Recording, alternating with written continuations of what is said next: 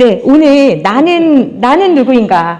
자, 첫 번째 질문 먼저 드리겠습니다. 우리 지난 시간에 하나님은 누구인가 배웠어요. 그 다음에 전통적으로 생각하면 하나님 누구인가, 그 다음에 예수님 누구인가인데 왜 나는일까요? 이건 되게 중요한 질문이에요. 이건 꼭 생각해야 돼요. 하나님, 다음에 예수님, 그 다음 성령님, 뭐 이 순이잖아요? 근데 왜 나는 누구인가? 이게 왜 들어갔을까?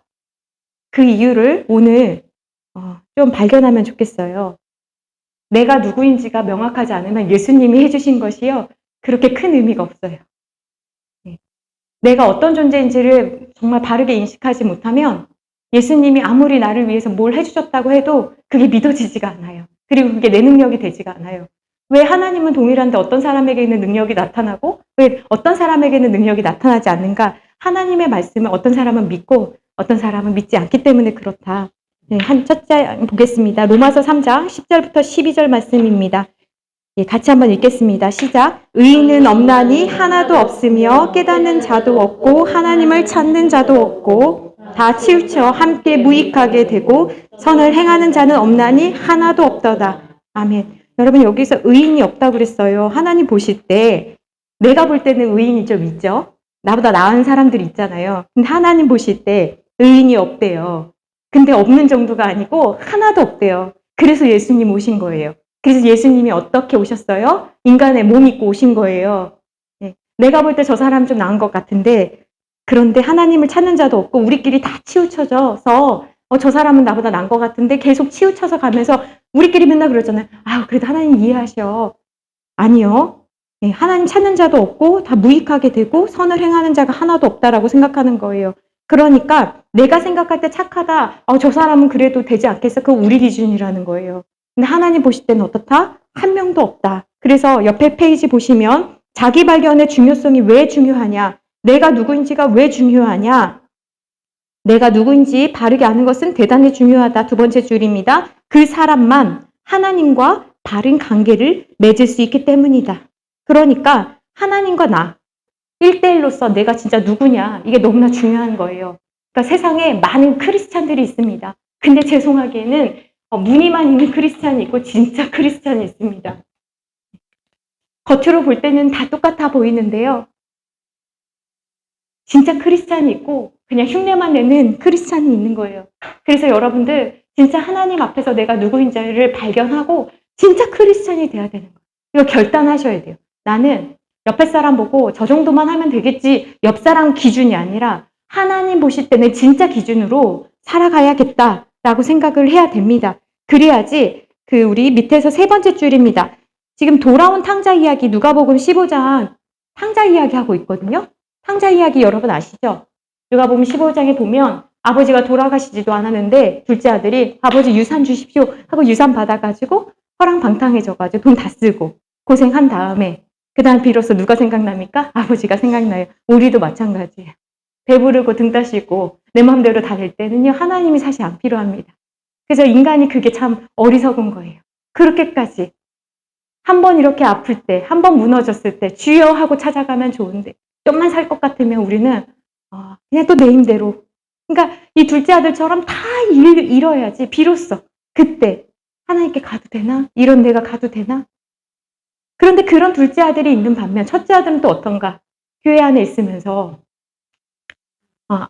9시부터 6시까지 일을 했는데 아버지가 기뻐하고 아버지가 진짜 관심 있어 하는 것에 같이 관심을 갖지 않았어요. 왜 그러냐? 아버지는 늘 항상 그 같은 곳에서 둘째 아들을 기다렸거든요. 근데 첫째 아들은 그런 마음이 없었어요. 근데 저도 그런 적이 있어요. 저도 그 주지스님 따님을 전도한 적이 있는데 22살인가 21살 때 있었던 일이에요. 진짜 힘들게 몇 년을 해가지고 이 친구가 학교 후배였는데 직장 동료고 이 친구가 교회에 이제 왔어요. 첫날 왔는데 그때 부흥회였어요. 부흥회 옛날 분위기 험악하잖아요. 막 되게 좀 막 난리 나잖아요. 그리고 옛날에 옛날에 뭐죠? 아무튼 20세기, 그러니까 1997년 이후라서 그때 굉장히 뭐 종말이 온다 막 난리가 났었어요. 그러니까 그런 사회적인 흉흉한 소식들과 교회를 처음 나와본 스님의 딸이 딱 왔는데 막 방언하고 손들고 막 이러니까 너무 무서운 집단이잖아요. 그래서 얘가 저한테 그랬어요. 언니 여기 이상한 곳 같아요. 언니 너무 무서워요. 그러는 거예요. 저도 너무 안타깝더라고요. 좀 세련되게 복음을 전하면 좋겠구만. 우리 막 그렇게 사람들 오라고 하고 막 주의하고 막 엄청 하잖아요. 얘가 너무 무서워했어요. 그래서 제가 이 친구한테 야 너무 힘들지. 근데 하루만 더 참석해보자. 하루만 참석해보자. 그리고 이 친구를 위해서 중보 기도하고 또 말씀이 들려지기를 막 기도하고 다음 날이 됐어요. 근데 얘가 기도를 하는데 언니 이거는 무슨 말이죠? 그러는 거예요. 그래서 내가 무슨 말 했더니 혀가 꼬이고 언니 내가 원하지 않는데 자꾸 눈물이 나고요. 내가 죄인인 것 같아요. 내가 무슨 말인지 알겠다는 거예요. 근데 그 순간 제 얼굴이 싹 변했어요. 하나님 자녀 만들어주는 건 좋은데 방언은 아니죠. 저 방언 힘들게 받았거든요. 제 나름대로. 고1 때 진짜 나름대로 100일 동안 맨날 교회 가가지고 제 나름대로 힘들게 받았다 생각을 하는 거예요. 제가 은혜로 받았다고 말은 하면서 그때 얼굴색이 싹 변하면서 하나님 앞에 서운한 거예요. 하나님, 얘 데려왔잖아요. 하나님 자녀 되는 건 좋아요. 근데 나랑 똑같은 수준은 아니죠. 이런 마음이 싹 들더라고요. 그때 처음 알았어요. 아, 내가 첫째 아들이구나. 근데 그때도 제가 첫째 아들인 건 몰랐고 여전히 하나님 앞에 서운했어요. 하나님, 전도하는 건 좋아요. 근데 왜 똑같이 다 주세요? 왜 얘도 자기가 죄인인 걸 알고 그다음부터 이 친구는요. 말씀이 스펀지처럼 너무 잘 들린대요. 그리고 모든 예배, 수요 예배, 금요 예배 다 나와. 너무 놀랐어요. 그 정도는 아니거든요. 수요 예배, 금요 예배, 토요 예배, 주일날 어머니가 잡히기만 하면 때려 잡는다고 막 데리러 직장만 끝나면 막 기다리고 그래도요. 주님이 만나주시니까 주지스님 따님이 그렇게 교회에 나와서 예수님 만난 거예요. 그리고 떠나지 않았어요. 근데 그때 저는 정말 부끄럽게도 잊지 못해요. 내 안색이 변하더라고요. 왜? 내가 하나님의 은혜로 구원받았다고 하면서 이건 아니라는 거예요. 근데 교회 안에 오래될수록 그런 첫째 아들과 같은 마음이 있는 거예요. 진짜로 그래요. 그래서 너무나 제가 참 부끄러운 고백이긴 한데 여기 밑에서 지금 두 번째 줄 뭐라고 되어 있습니까? 탕자의 자기 발견이 아버지에 대한 바른 인식과 아버지와 바른 관계 맺음의 시발점이 된다. 그러니까 하나님의 자녀된 의미도 마찬가지인 거예요. 내가 얼마만큼 큰 죄인인가.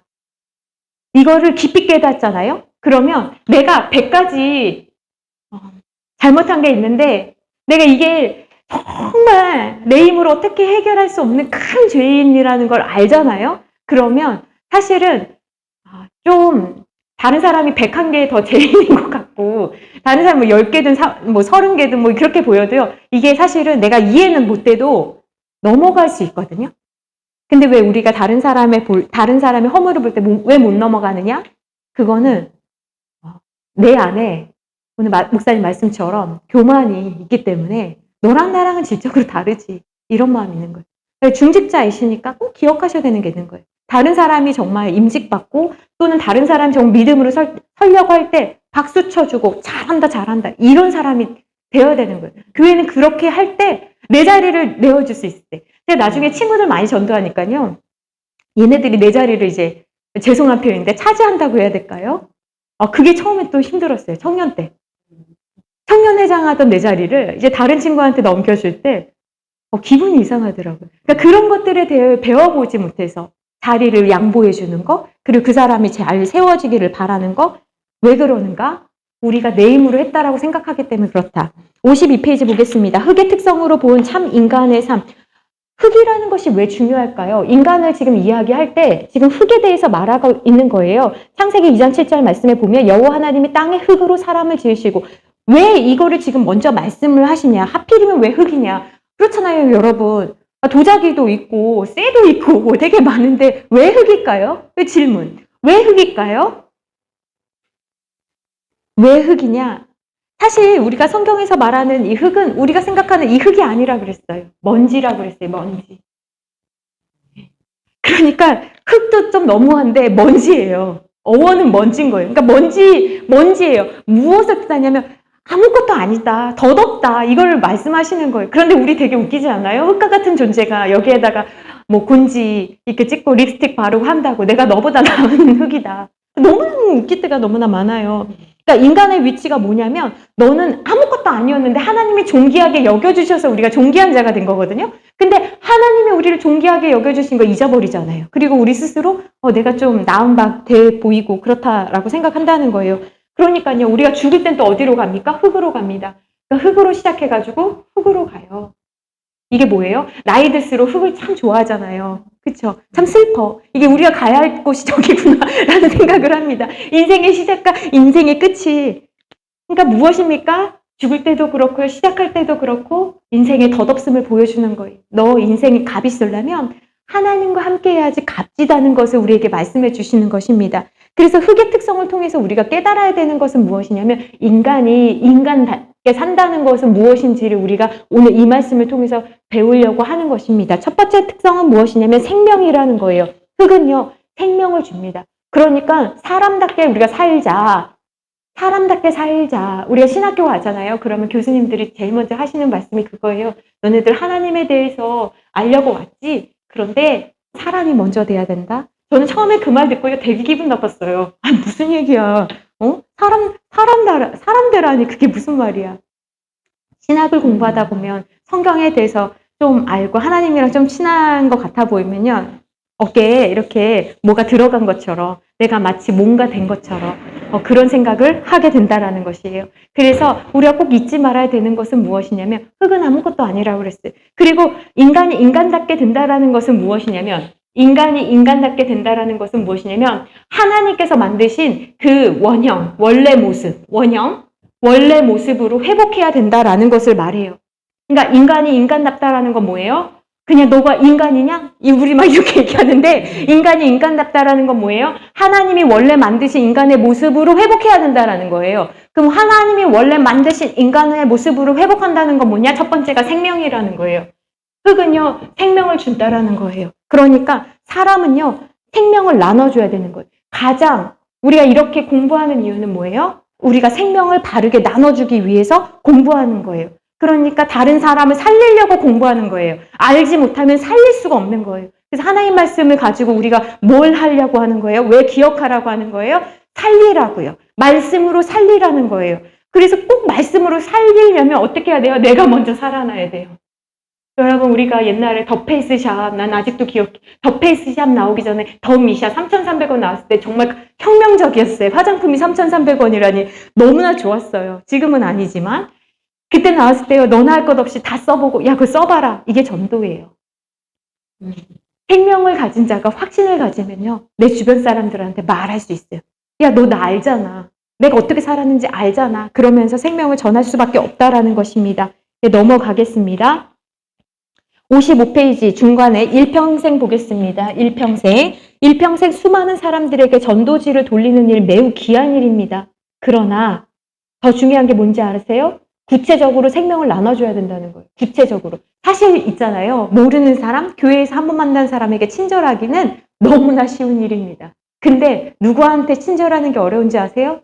우리 가족. 그래서 우리 가족이 진짜 어려운 십자가예요. 왜? 이 가족 때문에 짜증날 때도 있고요. 화가 날 때가 있거든요. 그런데 그 밑에 줄 한번 보세요. 그대에 의해서만 되살아날 누군가가 있기 때문에 내가 있는 거예요. 여기 줄 치세요. 누구에 의해서만? 나. 그러니까 그거는 누가 찾아야 돼요? 내가 찾아야 되는 거예요. 그러니까 여러분 있잖아요. 죄송한 표현이지만 배우자 때문에 또는 자녀 때문에 꼴보기 싫다? 그러면 얘네 문제가 아니고요. 이건 누구 문제냐면 내 문제입니다. 예. 왜냐면요. 하나님께서 나한테 붙여주셨거든요. 하나님 실수가 없으신데 나한테 붙여주신 이유는 뭐예요? 나를 통해서 살리라고. 근데 우리는 다른 건 다 하겠는데 그 일은 못 하겠다라고 하거든요. 그래서 우리가 뭐가 안 되는 거예요. 진짜 힘든 일이 이 일이거든요. 이거는 누가 대신해 줄 수가 없어요. 저도 정말 내일을 우리 가족 문제를 누가 대신해 주면 좋겠다라고 얼마나 많이 기도했는지 몰라요. 우리 남편 오죽하면 내가 목사와 결혼했겠습니까? 대신해 줬으면 좋겠다. 대신해 줄 수가 없는 일이에요. 얼마나 힘든 일. 하나님이 나에게 허락하신 일이다. 왜?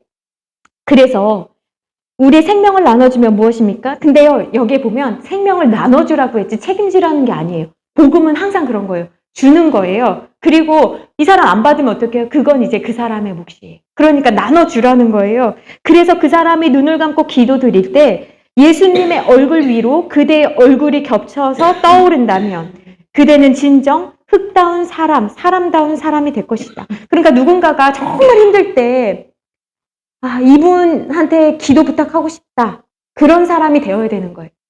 내가 진짜 답답한데 이분 만나고 싶다. 그런 사람이 돼야 되는 거예요. 왜? 저 사람한테는 무언가 있지? 언니도 힘든데 언니는 어떻게 그렇게 살았어? 이 이야기를 주변 사람들한테 들어야 되는 거예요. 언니는 어떤 비결이 있었어? 어떻게 그렇게 살았어? 진짜 힘들었을 것 같은데 그때 우리가 비로소 나 진짜 힘들었잖아. 나 주님 때문에 살았잖아. 하면서 얘기를 해줄 때 그 사람에게 생명을 주는 거예요. 그거 하라고 어려운 일도 우리가 겪었고 진짜 힘든 일 겪었잖아요. 그럼 그것만 내가 힘들어 죽을 뻔했네. 이게 아니라 그걸 가지고 살리는 이야기 되라는 거예요. 내가 만약에 부도난 이야기가 저한테 있잖아요. 그러면 누군가 부도당하거나 정말 어려웠고 막 빚졌던 사람에게 내가 그거 가지고 이제 약재료가 돼가지고 그 사람 살릴 수 있는 거예요.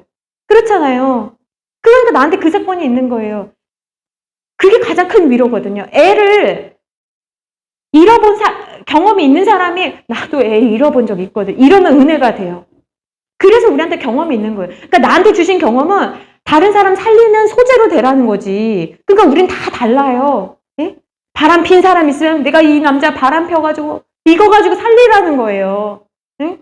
두 번째 특성은 뭐냐면 사랑입니다. 사랑. 사랑은 뭐냐?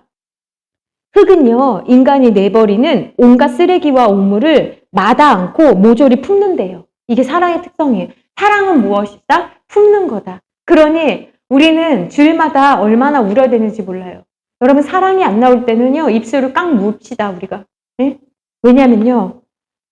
포용하기가 너무나 어렵거든요. 흙을 아무리 이렇게 그 쓰레기를 처리한다고 해도요. 어떻게 합니까? 쓰레기 처리한다고 해도 결국엔 흙으로 내버리잖아요. 그러니까 흙, 바다, 우리가 왜 산 이런 걸 왜 좋아합니까? 포용해주기 때문에 그런 거예요.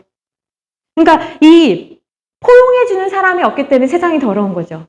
세상에 내 소리 들어주는 한 사람만 있어도 나를 포용해주는 사람 한 사람만 있어도 이 세상에 자살하지 않는다고 하죠. 내 이야기 들어주는 한 사람만 있어도 교회가 왜 있어야 됩니까? 포용해주는 사람이 그런 사람을 양육하는 곳이 교회이기 때문에 그런 거예요. 그러니까 너는 무슨 쓰레기냐? 너 맨날 교회 다녀도 왜 바뀌지 않느냐? 이런 이야기 할 필요가 없고 내가 왜 저 사람을 품어주지 못하나? 내 용량에 문제가 있다. 주여, 내 용량을 좀 넓혀주십시오. 이렇게 기도해야 되는 거예요. 우리가 용량이 작아요. 쓰레기는 20리터인데 내 입이 10리터야. 나는 맨날 그러니까 뱉어. 다 쓰레기를 다 뱉어. 그러면서 얘기하죠. 쓰레기인 네가 문제다. 내 용량 문제. 그러니까 하나님 앞에 진짜 울면서 이 용량을 50리터 되게 해달라고 막 기도해야 되는 거예요. 왜 그래요? 우리 지난 시간에 하나님 어떤 하나님? 훈련시키시는 하나님. 훈련의 목적은 뭐다? 교정의 목적이다. 교정은 뭐예요? 될 때까지. 하나님께서 하나님 사람답게 될 때까지. 왜? 리얼 크리스찬 만들기 위해서. 흉내만 내는 크리스찬 능력이 하나도 없어요. 근데 진짜 크리스찬은 능력이 있거든요. 그러니까 택한 자는 어떤 거라는 거예요? 하나님 나 좀 그만 신경 쓰시면 안 돼요? 네, 그만 신경 쓰실 수가 없어요. 왜? 너 택했거든. 너 내가 찜했거든. 그래서 하나님께서 모두 주시는 거예요. 사랑해 주시지만 하나님께서 고난도 허락해 주시는 거예요. 왜? 고난 없이는 사람이 되지 않기 때문에 그렇다. 넘어가겠습니다. 그래서 선한 사마리아인 지금 비유가 나오고 있습니다. 근데 선한 사마리아인 비유에서 제일 중요한 것은 무엇이냐면 우리는 이거 생각할 때 이런 생각해요. 저 사람은 안 했는데 나는 했다. 이거 아니에요. 그게 아니라 무엇입니까? 그 밑에 보면 선한 사마리아인이 여기 선한 사마리아인이 우리를 감동시키는 것은 줄칩니다. 이튿날에도 그의 마음이 변하지 않았다는 거예요. 이게 제일 중요해요. 은혜 받으면요. 다 헌금하겠다 그러고 누가 시키지 않아도 봉사하고 막 그래요. 그런데 이튿날, 다음 해, 한 달 뒤 다 사라집니다. 그리고 여러 가지 이유들이 막 나와요. 그런데 선한 사마리아인 이야기를 통해서 우리가 그렇게 무시했던 그 사람이 교회는요 있잖아요. 부자들이 헌금해서 교회 되는 거 아닙니다. 다 가난한 사람들이 교회를 일으키는 거예요. 진짜 신기합니다. 부자교회가 한 번 되는 게 아니고요. 다 가난한 사람들이 정말 하나님 앞에 드리는 거거든요. 어제도 드렸고 오늘도 드렸고 내일도. 왜 그럴까요? 자기에게 전부이신 하나님 앞에 드리는 건데 이튿날에도 그 마음이 변하지 않는 거예요. 우리는 어때요? 우리는 쉽게 감동받고 쉽게 은혜 받고 쉽게 잃어버려요. 그래서 밭의 비유에 보면 가시떨기 같이 세상의 염려로 가시떨기와 같이 말씀이 왔는데 자라지 못할 때가 너무나 많고 길가에 떨어져서 너무나 좋았는데 누가 가져가.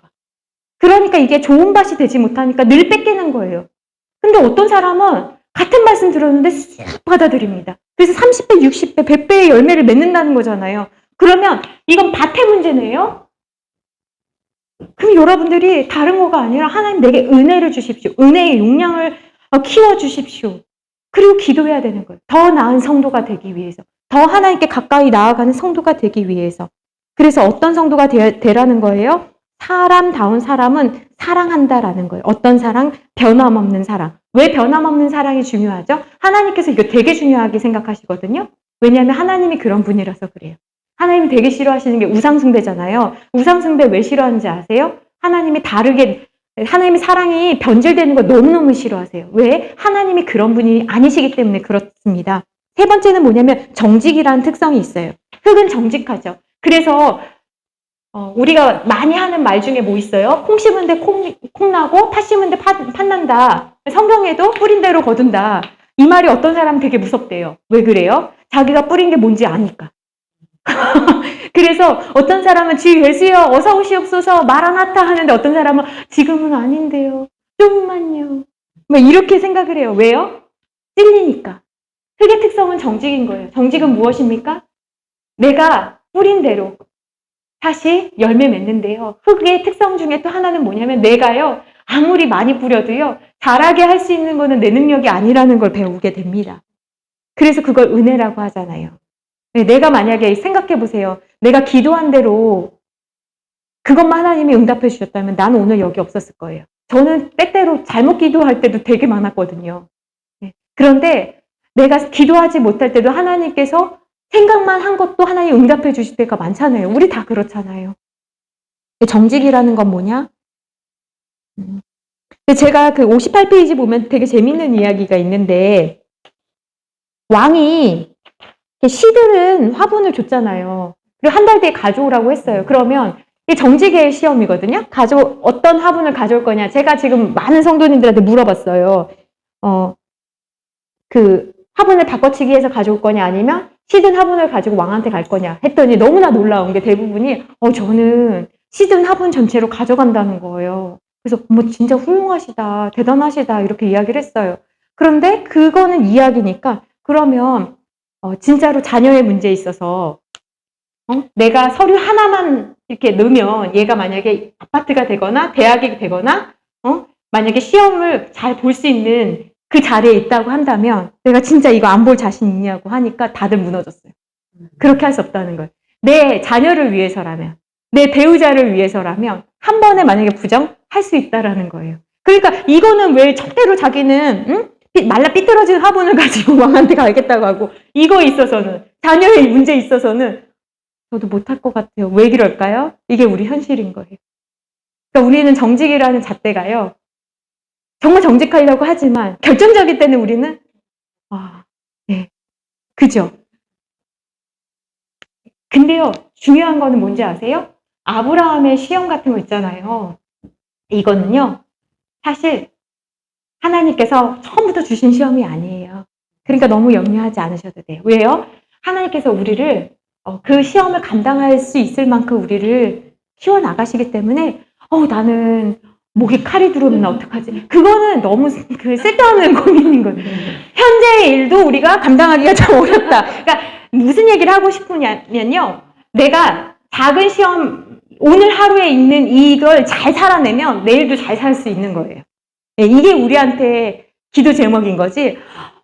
나는 어떻게 그러면 청약난 어떡하면 좋아? 우리의 대학 이건 모르는 거예요. 그때는 우리가 통과할 수도 있고 못 통과할 수도 있어요. 그거는 우리에게 지금 적합한 시험이 아니에요. 우리의 시험은 뭐예요? 오늘 하루 살 때 하나님 앞에 내가 정직했느냐.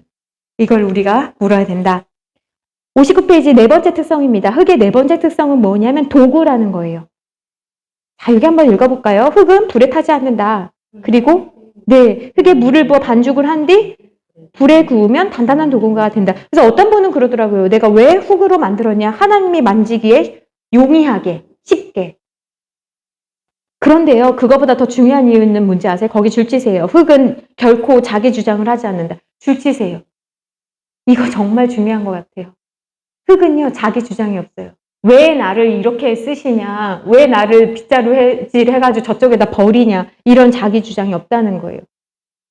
근데 그러니까 하나님 앞에 우리의 위치가 어떤 위치예요? 하나님은 창조주 대신 우리는 피조물이라고 하거든요. 이게 뭐예요? 지음받은 존재라는 뜻이거든요. 그러니까 내가 나를 사실은 만들 수가 없잖아요. 그러니까 우리가 늘 하나님 앞에 기도하고 의지하고 의뢰하는 이유가 뭐냐면 하나님의 생각과 내 생각이 다르고 하나님 나를 창조하셨기 때문에 하나님이 나를 그렇게 인도하실 거라는 것을 우리가 믿기 때문에 그런 거예요. 그러니까 늘 사람은요, 하나님 앞에 나를 맡기는 게 중요해요. 자, 그러면 먼저 무엇을 해야 된다는 거예요? 내가 흙이라는 걸 잊지 않는다면 내가 하나님 앞에 도구되기 위해서는 뭘 해야 되는 거예요? 나를 맡겨야 되는 거예요. 맡긴다는 게 뭐예요? 그게 믿음인 거예요. 뛰어내리면 살 수 있어 라고 하나님 말씀하셔도 결코 못 뛰어내리면 거기서 죽는 거예요. 근데 하나님 믿고 뛰어내리는 것 같은 삶, 그것이 믿음의 삶이잖아요. 그러니까 믿음이라는 거에 뭐예요? 의지하는 게 믿음인 거예요. 그러니까 먼저 의지해야 되는 거예요. 우리는 늘 하나님 밑에 뭐가 있는데요? 하나님 어떻게 해주실 건데요? 설명해 주세요. 그 다음 어떻게 되는데요? 이게 아니에요. 성경 한번 읽어보세요. 먼저 뛰어내리는 거예요. 그래서 그럴 때 하나님 앞에 나를 맡길 때 하나님의 도구가 될 수 있다라는 것입니다. 자, 60페이지 볼게요. 지금 요한 이야기 하고 있거든요. 요한 이야기. 여러분 지금 요한 이야기를 하고 있는데요. 이게 지금 무슨 이야기냐면요. 요한이요. 예수님 살아계실 때요. 사람들이 뭐라고 이야기를 했냐면 주님께서 사랑하시는 제자라고 이야기했어요. 근데 예수님 돌아가실 때 예수님께서 요한에게 자기 육신의 어머니인 마리아를 맡겼단 말이에요. 요한이 너무 당황스럽죠. 지금 분위기가 맡을 수밖에 없는 분위기예요. 그래서 예, 알겠습니다 하고 맡았어요. 그런데 시간이 점점 지나면서 자기와 같이 제자했던 사람들 중에 우리가 늘 힘든 게 이거거든요. 상대적인 박탈감.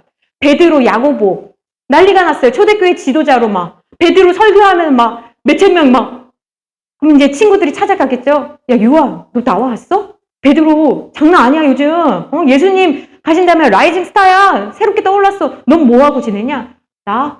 나는 마리아 보고 있지. 어머니 맨날 화장실 가셨는지 식사는 하셨는지 병원 챙겨드리고 나 그거 하고 있지. 그럴 때마다 요한의 마음에는 무엇이 있을까요? 나는 뭐지? 하나님 무슨 계획이 있으신 거예요? 하나님 이게 지금 하나님의 일이라는 거예요? 요한은요 진짜 마리아를 돌보는 게 이게 무슨 일이지? 왜 나는 하나님 안 쓰시는 거지? 마리아에 대한 그 요한의 마음이 이거를 포기하고 싶은 마음이 막 엄청 들었지 않았을까요? 우리도 그러잖아요, 가끔. 어머니의 자리, 아내됨의 자리, 때때로 또 신자됨의 자리를 정말 이게 나한테 무슨 의미지? 너도 안 행복하고 나도 안 행복하고 굉장히 어려운 일인 거예요. 그런데 이후에 61페이지 보면 마리아에 대한 요한의 복양이 끝났을 때 주님은 이미 노인이 된 요한으로 하여금 무엇을 쓰게 하셨어요? 요한복음. 그래서 사복음서 마태, 마가, 누가, 요한 중에 가장 마지막에 쓰여진 성경책이 바로 요한복음이에요. 그러면 생각해 보세요. 마태, 마가, 누가 중에 요한이 마지막 썼잖아요. 그러면 이 앞에서 내용에서 급해가지고 빠진 내용들이 어디에 다 들어갔냐면 요한복음에 들어가 있어요. 그리고 요한복음, 요한 1, 2, 3서 그리고 그 어렵다는 요한계시록까지 하나님께서 환상과 계시를 주셨어요. 그리고 요한 1, 2, 3서 다 읽어보셔서 아시겠지만 정말 사랑에 대한 그러니까 무슨 말이냐면 요한이 사랑에 대해서 말할 수 있는 그 자격을 삶으로 살아간 다음에 나중에 하나님께서 넘치도록 영감을 불어주셔서 요한복음과 요한 1, 2, 3서와 요한계시록을 쓰게 된 거예요. 그런데 마리아 봉양할 때 자기가 나중에 그렇게 될 거라는 걸 알았을까요? 몰랐을까요? 우리의 삶도 마찬가지예요. 우리가 훗날 어떻게 될지 알았을까요? 몰랐을까요? 모른다는 거예요. 그래서 오늘을 우리가 잘 살아내야 되는 거예요. 왜? 우리의 계획 가운데는 우리의 인생에 지금 내 모습은 이게 아니거든요, 저도. 근데 하나님은 실수가 없으시다. 그러니까 힘들 때마다 꼭 생각하세요. 하나님은 실수가 없으시다. 하나님은 계획이 있으시다. 나는 계획이 없지만, 그쵸? 나는 계획이 없지만 하나님은 계획이 있으시다. 그러니까 이 사람이 나중에 요한복음을 쓸 때 얼마나 깊이. 그리고 요한 1, 2, 3서 쓸 때 사람들이 야, 마리아, 역시 마리아를 복명하더니 깊이가 달라. 여러분 아시죠? 고난을 경험한 사람들은 한마디가 달라요. 내가 너 알아 할 때 진짜 위로가 돼요. 근데 진짜 너무 가벼운 사람들은요. 저도 진짜 우리 시아버지 시어머니 망하신 다음에 정말 힘들 때 차라리 아무 말 좀 안 해줬으면 좋겠더라. 주변에서. 차라리 그냥 힘들어서 어떻게 아니면 같이 울어주든지 그냥 손만 잡아주면 좋겠는데 꼭 와서 하나님이 너를 훈련시키려고 하신다는 둥 막 이래서 얼마나 시험에 들었는지 몰라요. 나는 그런 하나님이라면 진짜 한번 생각해 보겠다. 자녀를 그렇게 훈련을 이렇게 맹목하게 시키나? 막 이런 생각이 막 들었거든요. 그런데 그 시간이 저한테는 너무나 필요했던 시간이에요. 다시는 겪고 싶지 않지만 그 시간이 저한테는 너무나 약이 돼서 둘째 며느리지만 첫째 며느리처럼 저의 말을 얼마나 이렇게 귀담아 주시고 그 첫째 역할을 했기 때문에 부모님이 그 값을 쳐주세요. 요한도 마찬가지예요. 마리아를 복명했기 때문에 그는 그때는 알지 못했지만 베드로 생각해 보세요. 베드로 전후서 짧아요. 그거밖에 없어요. 다른 사람들은 이미 돌아가셨어. 근데 요한은요. 그러니까 우리의 삶에도 있잖아요. 하나님께서 우리를 반드시 쓰실 것이다.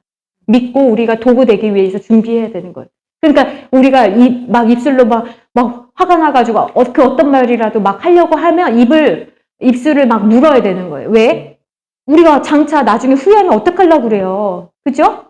그러니까 절대로 말을 함부로 하면 안 됩니다. 자, 넘어가겠습니다. 62페이지 보세요. 인간에 대한 하나님의 평가. 그러면 하나님께서 우리를 평가하신대요. 이게 무슨 말이에요? 하나님은 우리를 평가하십니다. 우리 지난 시간에 히브리서 11장 6절 말씀 외우라고 했거든요. 근데 그 말씀에는 무엇이냐면 믿음이 없이는 하나님을 기쁘시게 못한대요. 하나님 보시는 건 딱 한 가지예요. 뭐예요? 믿음이에요. 믿음으로 했냐 안 했냐만 보시는 거예요. 하나님은 딱 간단하게. 저희 아버지가 옛날에 노름을 많이 하셨어요. 또. 아주 가지가지 하십니다.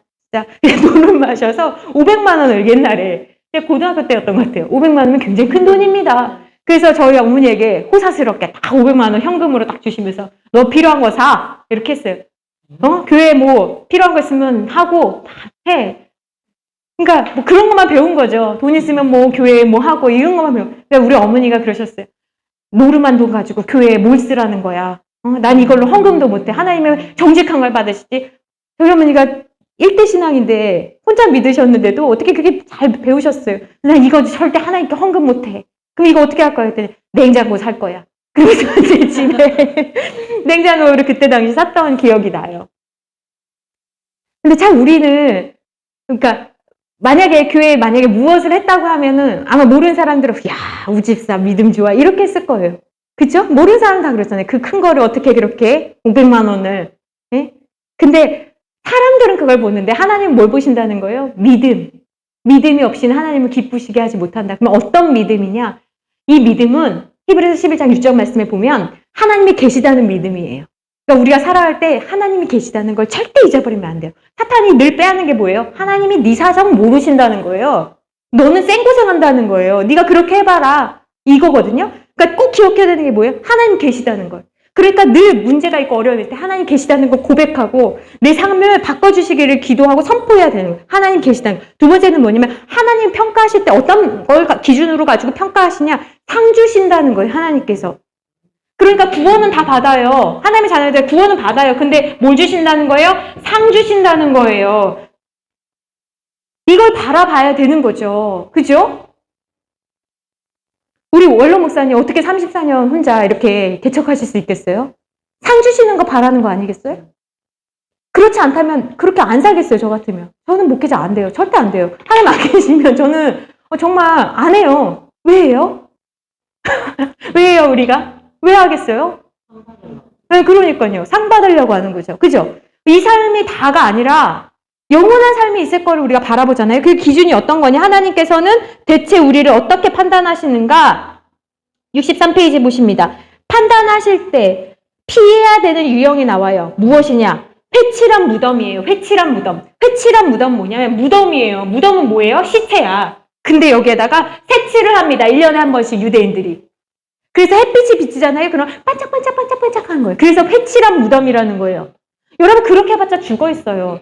죽어 있는데 겉은 신앙 좋은 것처럼. 우리가 얼마나 그럴 때 하나님께서 이 회칠한 무덤들아. 그러니까요. 우리 중심으로 나아가야 되는 거예요. 하나님 정말 싫어하시는 게 뭐예요? 회칠한 무덤. 정말 싫어한다는 거예요. 이 회칠한 무덤의 특성은 무엇입니까? 사람들 볼 때 좋아 보이는 거. 근데 하나님 속지 않으신다는 거예요. 자, 64페이지 밑에 보겠습니다. 하나님께서 무엇을 평가하시냐면 64페이지 맨 마지막 줄 사랑의 삶을 살았냐 이걸 평가하신다는 거예요. 너 내가 너 구원 받았는데 너 이 세상 살아갈 때 저 사람 사랑했냐? 저 사람 살아가려고 진짜 울면서 애썼냐? 너 네 성격대로 안 하고 너 진짜 십자가로 네 십자가인 줄 알고 막 가려고 했냐? 하나님 물으신다라는 거예요. 그러면서 65페이지 마태복음 5장 46절 말씀입니다. 너희가 사랑하는 자를 사랑하면 무슨 상이 있으리요? 너 좋아하는 사람한테 네가 하면 그건 상 없다라는 얘기예요. 진짜 무섭죠? 왜? 그거는 예수님 안 믿는 사람들도 기브앤테이크로 다 한다. 응? 내가 얼마 받았으면 저 사람 생일 때 내가 얼마 해줘야 되는 거 다 한다. 그런데 그런 건 상이 없다라는 거예요. 너한테 못하는 사람, 너 괴롭히는 사람, 너의 기도 제목을 가지고 있는 사람한테 어떻게 하라는 거예요? 사랑하라는 거예요. 사랑의 방식은 여러 가지 있습니다. 말을 안 하는 것도 사랑이에요. 정말 막 이렇게 속상하거든요. 막 올라와요. 말 안 하는 거, 십자가 지는 거. 그게 사랑입니다. 또 그 사람이 원하는 음식을 해주는 거, 뭐 여러 가지가 있습니다. 인정의 말 해주는 거. 65페이지 밑에 봅니다. 두 번째는 하나님께서 무엇을 가지고 평가하시냐? 너 정직하냐라는 거예요. 너 정직하냐? 우리가 진짜 정직하기 위해 애써야 돼요. 정직은 애써야 되는 거거든요. 정직해야 되는 거예요. 정직. 68페이지 봅니다. 68페이지 보면 중간에 보면 그대는 그대가 온종일 그대와 어디서 누구와 무엇을 했는지 빠짐없이 배우자한테 이야기할 수 있냐? 그대는 지금 그대의 지갑 속에 있는 돈이 어떤 경로로 당신의 수중에 들어왔는지 그 전 과정을 추호의 부끄러움도 없이 만천하에 공개할 수 있는가? 정직한 사람만 할 수 있다라는 거예요. 하나님 보실 때도 그렇다는 거예요. 우리 삶에 하나님 내 마음 전체를 오셔도 됩니다. 정직하냐? 이거 하나님 물으시는 거예요. 왜? 다 알고 계시니까요.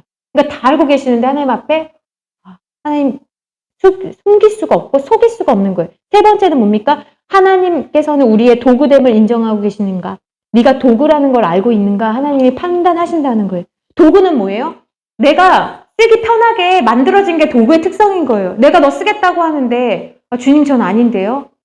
안 된다고 했어요. 그죠? 도구는 뭐예요? 쓰겠다는 사람이 있으면 쓰시라고 하는 게 도구예요. 다음에는 없어요. 왜? 우리의 인생에는 내일을 우리가 약속할 수 있다, 없다? 없다. 그래서 우리는 하나님 쓰신다고 했을 때 지금 충성하라는 거예요. 왜? 내년에는 내가 충성할 수 없을 수도 있거든요. 내가 아플 수도 있잖아요. 또 무슨 일이 생길 수도 있잖아요. 그리고 흘러 떠나려고 갈 수도 있어요. 그러니까 늘 은혜를 사모하고 할 수 있거든 최선을 다해서 믿음의 자리에 씨름하면서 나오셔야 되는 거예요.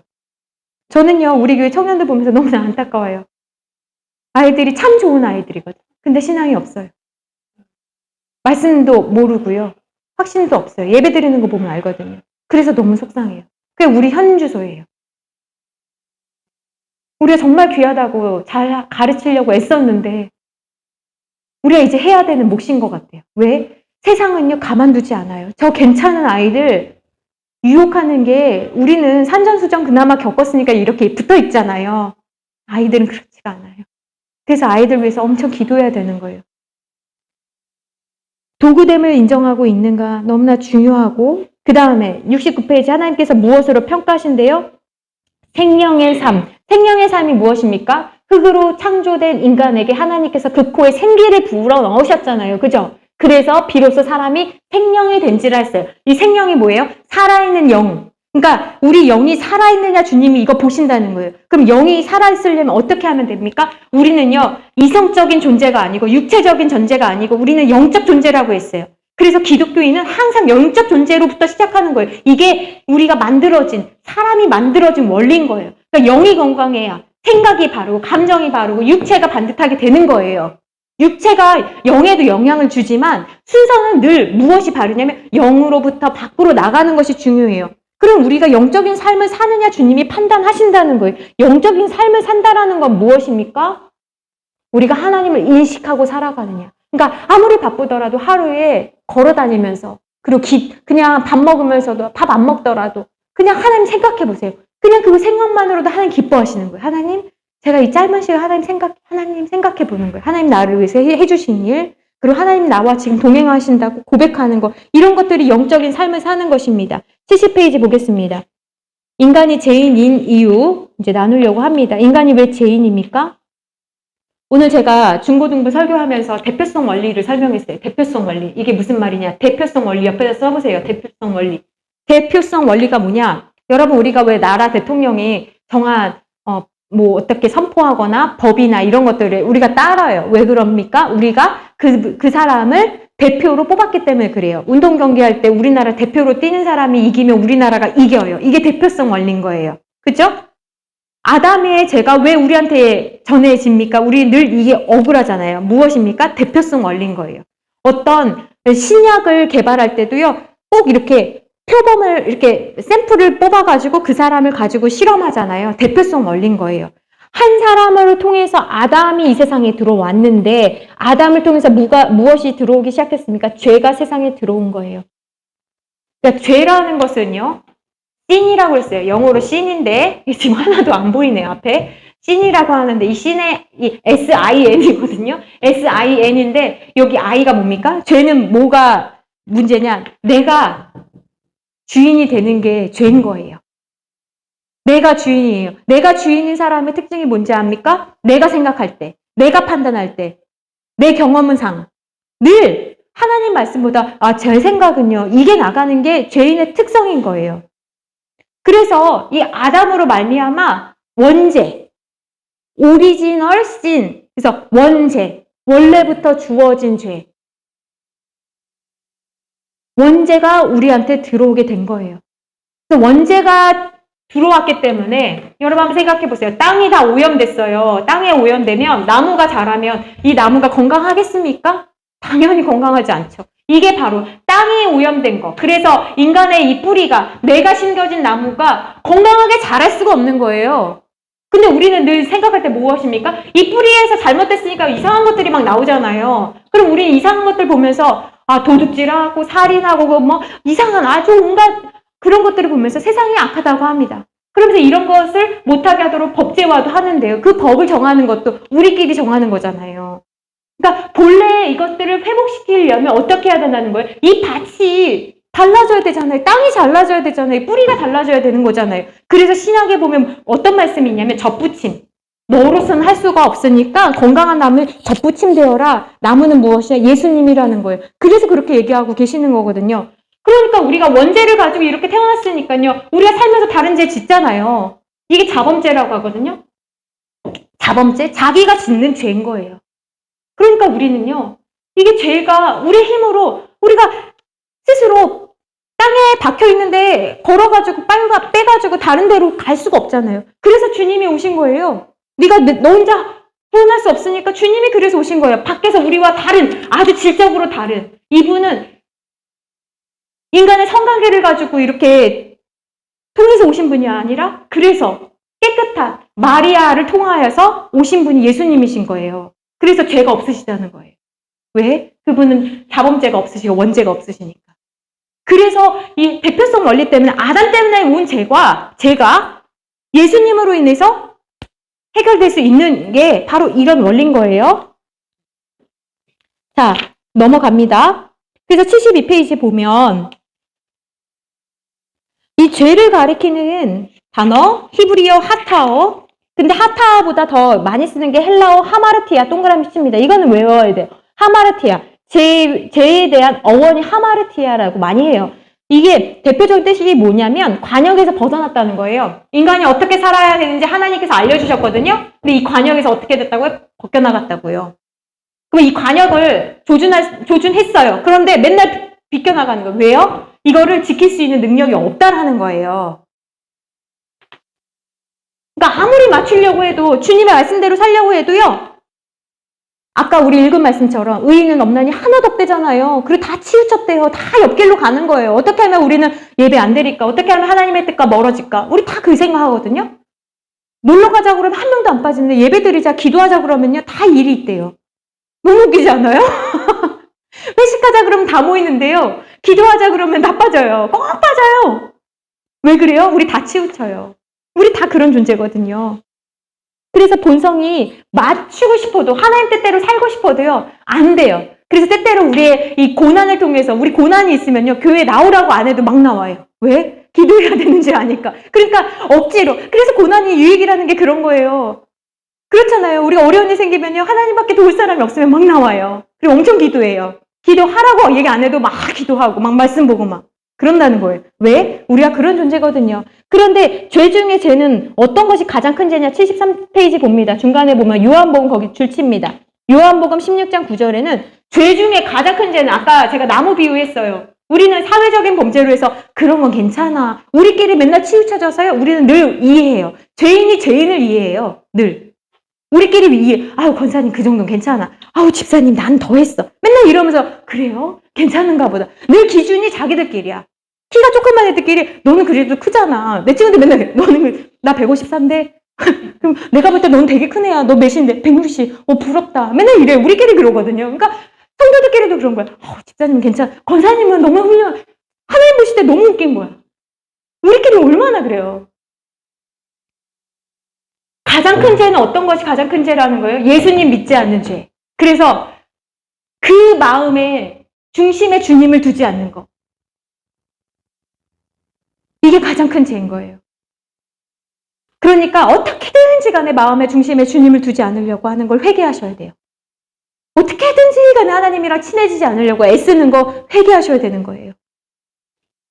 인간의 범죄 과정, 이거는요, 제가 이거 진짜 우리 학생들 교회 처음 온 아이들 있잖아요. 그래서 이거 진짜 창세기 1장이랑 2장이랑 제가 엄청 자세하게 풀었거든요. 꼭 그 말씀을 보시면 좋겠어요. 왜냐면 이거는 시간이 안 돼서 지금 다 다룰 수가 없어요. 근데 하나만 다룬다면 74페이지 하나만 다룬다면 뭐냐면 왜 제가 들어왔냐? 하나님의 말씀에 대한 불신 때문에 들어왔다라는 거예요. 하나님의 말씀 못 믿어서 우리가 늘 넘어져요. 하나님이 주신다고 했는데요. 못 기다려요. 그래서 대표적으로 못 기다린 게 뭐예요? 타락. 하나님 주신다고 했는데 언제까지요? 그러면서 하갈 보냈잖아요. 그래서 오늘날도 그렇게 싸우는 거 아닙니까? 그러니까 그런 거 보면 너무 무섭지 않아요? 끝까지 기다려야 되는 거예요. 근데 우리는 늘 대안이 있어. 최선은 다했어요. 그러니까 끝내 못해가지고 우리가. 그러니까요. 롯의 아내랑 같이 탈출했잖아요. 탈출했는데 롯의 아내가 어떻게 했어요? 뒤돌아보지 말랬는데 탈출한 다음에 뒤 딱 돌아봐서 소금 기둥 했잖아요. 그러니까 우리가 이럴 때가 너무나 많아요. 탈출해놓고 근데 저기 어떻게 되는지 궁금하다. 딱 소금 기둥. 그러니까 말씀 보면서 말씀이 우리한테 있는 이유는 뭐예요? 너 끝까지 의심하지 말라는 거예요. 왜 그래요? 계속 말씀드리는 건데 뭡니까? 선순종, 후축복이에요. 먼저 하나님 앞에 무엇을 보이라고요? 믿음을 보이라고요. 어떤 믿음? 말씀에 대한 믿음. 그래서 말씀을 온전히 알아야 된다. 말씀을 어설프게 아는 사람들이 다 넘어가요. 하와도 그랬어요. 이거는 제가 나중에 한번 이거 말씀드릴게요. 링크 보내드릴게요. 시간 되실 때 걸어가면서 한번 들어보세요. 자, 그 다음에 넘어가겠습니다. 77페이지 봅니다. 77페이지 네 번째 줄 봅니다. 그래서 그리스도인들이 세상 사람 보기에 좋은 것을 따라가느라 하나님과 동떨어진 삶을 살고 있지는 않는지 먼저 확고한 기준이 필요하다라는 거예요. 확고한 기준. 세상 사람은 눈에 보이는 것만을 보고 따지지만 하나님께서는 언제나 보이지 않는 중심을 보시는 분이다. 뭘 보신다고요? 중심. 이 중심에는 뭐예요? 동기를 보신다는 거예요. 진짜 네가 안 되는 형편인지, 응? 근데 나를 향한 사모하는 마음이 있는지 하나님 이거 다 아시거든요. 우리 형편 아시잖아요. 그러니까 중심을 깨뜨려 보시는 하나님의 안목을 우리의 것으로 삼을 때 우리는 비로소 우리에게 좋은 것과 해로운 것을 가릴 수 있다. 그러니까 하나님 앞에서 우리가 숨길 수가 없는데 속일 수가 없는데 하나님 앞에 우리의 중심을 보시기 때문에 우리의 중심을 하나님 앞에 드려야 된다. 그래서 넘어갑니다. 다음 페이지 78페이지 중간에 봅니다. 권투 선수가 권투를 할 때 다음 동작을 깨트려 볼 수 있는 자기 눈을 훈련하지 않으면 훌륭한 선수가 될 수 없듯이 하나님의 사람도요, 줄칩니다. 그대가 하나님을 향해 그대의 시선을 고정시키는 훈련을 단 한 번도 하지 않고, 이거 너무나 중요해요. 천천히 다시 한번. 그대가 하나님을 향해서 당신의 시선을 하나님께 고정시키라는 거예요. 그 훈련을 하지 않으면요, 세상에 보고 싶은 거 다 보고, 세상에 맛보고 싶은 거 다 맛보면 내 시력이 소모가 되잖아요. 그때는 훌륭한 그리스도인이 될 수 없어요. 그래서 배도 물 들어올 때 노저으라고요. 들을 수 있을 때 듣고, 할 수 있을 때 하는 것입니다. 하나님을 향해서 시선을 고정시키는 훈련을 우리에게 해야 된다. 이 말씀 하고 계시는 거예요. 네. 그 다음에 80페이지 봅니다. 죄는요, 이게 너무나 다 중요한 말씀인데요. 꼭 제가 링크 보내드리고 꼭 보셔야 됩니다. 죄는요, 그냥 혼자만 짓지 않아요. 죄는 꼭 어떻게 합니까? 확산성이 있다는 거예요. 꼭 줄치세요. 80페이지 위에서 두 번째 줄. 죄는 뭐가 있다고요? 확산성. 예, 무슨 말입니까? 죄는요, 늘 공범을 만들어요. 그래서 배우자, 그리고 자녀들을 같이 죄짓게 만듭니다. 교회에 안티크리스찬들이 왜 이렇게 많이 생겼습니까? 그 사람들 이야기 들어보면요, 다 교회를 했던 사람들이에요.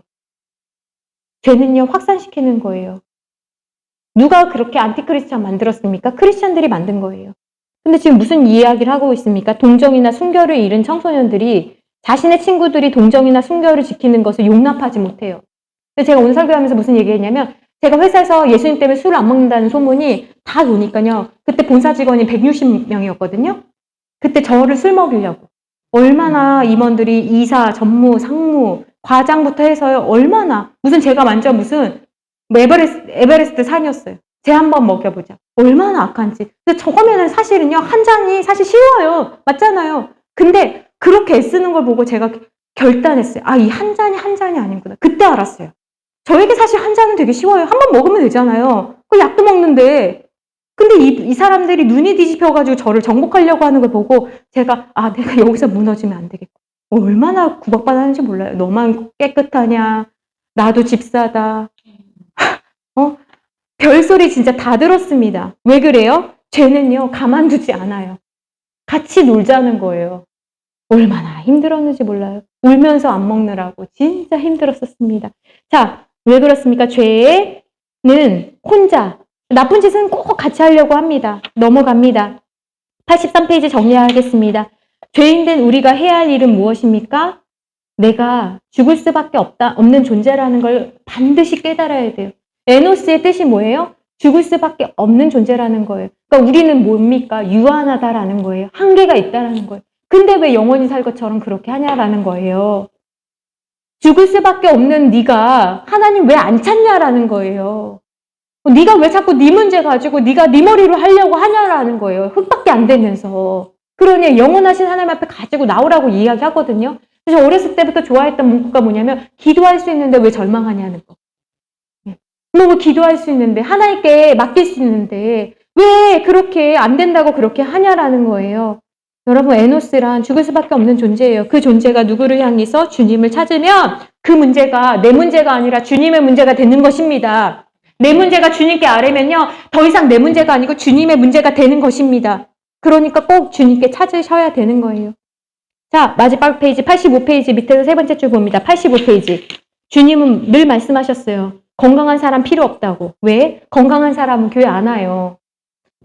병자라고 생각하는 사람들이 오는 거예요. 마음이 아픈 사람들, 가정이 아픈 사람들, 재정이 없는 사람들, 그런 사람에게는 주님, 나는 주님이 필요합니다 하고 찾아온다라는 거예요. 그러므로 난 어떤 사람이 되어야겠습니까? 나는 주님이 필요한 사람, 주님, 저는 주님이 필요합니다 라고 고백할 수 있는 사람이 되어야 되는 거예요. 그것이 인간의 위치입니다.